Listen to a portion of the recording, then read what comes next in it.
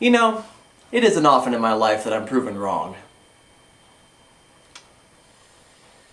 Okay, my sister should be done laughing at me right about now.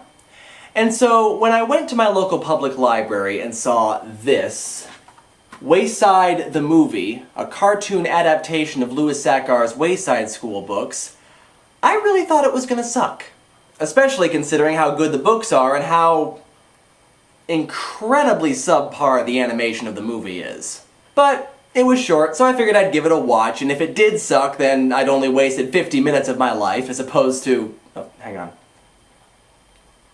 128. As I watched this movie, however, I was surprised at how many times I actually found myself laughing.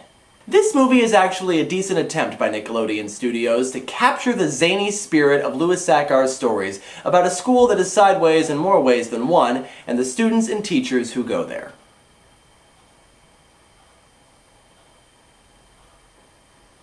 Jump cut? Matt? Matt? Hello? Matt? Where the hell is he? Excuse me a moment.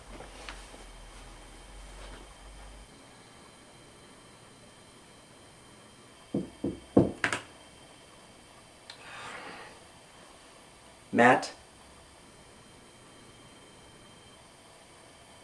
Matt? Matt! What? What? Oh, what do you want? Dude, we got a review to do?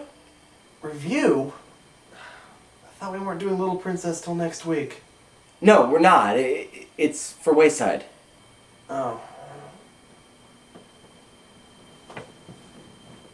Wayside? That half-assed cartoon from Nickelodeon? Are you trying to lose points? Come on, it's not that bad or I wouldn't be asking you to do it, you know that. You're gonna drag me out of bed to do a comparison of a brilliant 3-book children's series. It's a decent attempt compared to a 50-minute cartoon off, I know, movie. but it's not that. It's not even a movie. It's a glorified television episode. Alright, if you seriously want to miss out on more points for yourself. I don't need your charity. Score of 1 to 3 says you do. Books will make a comeback, Hatter. You mark my words. You may have kicked my book-loving ass in the last review, but not again! Alright, yeah, okay, fine. Books will make a comeback and you'll show me what for. In the meantime, you want to maybe come out here and tell everybody why Louis Sachar's series is so great? Fine. Excellent. So here's Books vs. Movies review of Louis Sachar's Wayside School series versus Wayside the movie.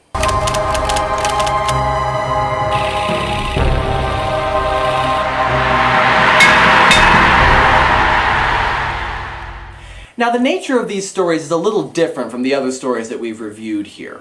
There really isn't a protagonist or antagonist, but rather several stories about all the characters. Therefore, we're going to condense our usual 3 character categories into one.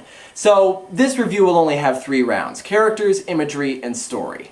That said, let's get started by looking at those strange students and teachers from Wayside School.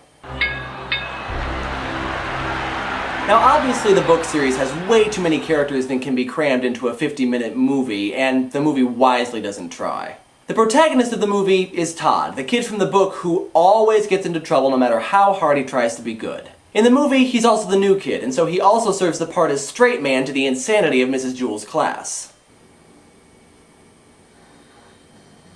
A part that is traditionally played by the audience in the books.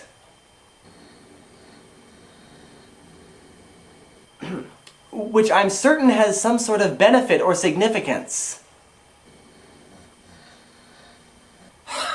Matt! What? Oh, sorry. Louis Sachar's Wayside School series consists of 3 books, the first of which was published... No, we're past that. We're on to characters now. Right, characters. Right. Okay. I'm with you now. I'm good. Characters. Really, this series is about the characters. The first book, Sideways Stories from Wayside School, has a chapter for each of the characters in Mrs. Jewell's class, which establishes them nicely. The movie mostly just focuses on Todd and his general reaction to the antics of Mrs. Jewell's class, which is funny in its own way. But one of the things that I really like about the books is that there is absolutely no indication that what is happening is not completely normal. In fact, there's every indication that our world is the strange one and theirs isn't strange in the least. The antics of Wayside School are just as funny without the straight man, but of course if you're going to be making a movie out of a series of short stories, you gotta streamline it a little bit, and it's helpful to have a protagonist. Other characters make an appearance in the movie too. Most prominently we have Mauricia, who ends up being the love interest for Todd. The movie basically takes one line about her character, the fact that she can beat up any boy in Mrs. Jewell's class, and kind of makes that the revolving point for the character in the movie. The other two students featured in the movie are Myron, who is running for class president, whose job it is to turn on and off the lights, and Dana, his manic, rule-quoting campaign manager. While the characters aren't exactly the same as they are in the book, they still reflect the original intent of the book characters, which is that they be caricatures of people that we knew in school. The teachers are the same way. Mrs. Jewell is so delightfully clueless that she's easily one of the funniest parts of the movie, which is actually pretty close to the Mrs. Jewell in the book. They also added some nice touches with the other teachers, especially Miss Mush, who in addition to being the kindly old cafeteria lady who can't cook, is also Italian. Which actually kind of makes sense for her character. But there are times when the characters are a little bit too over the top. Mr. Kidswatter was pretty good in the movie, but he was just a little bit too cartoony for me.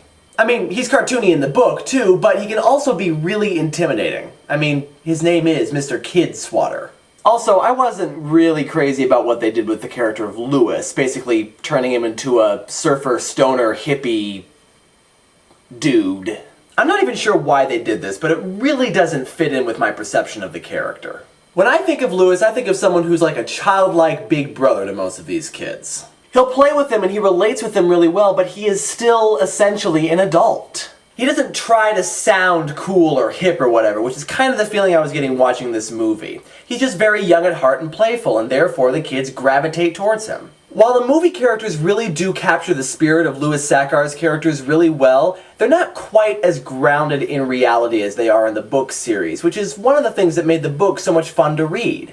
We know these people.